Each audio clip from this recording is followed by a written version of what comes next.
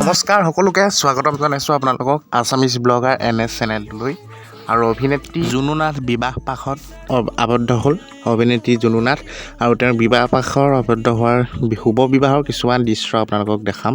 সম্পূৰ্ণকৈ ভিডিঅ'টো শেষলৈকে চাই থাকিব। বলক আৰম্ভ কৰোঁ।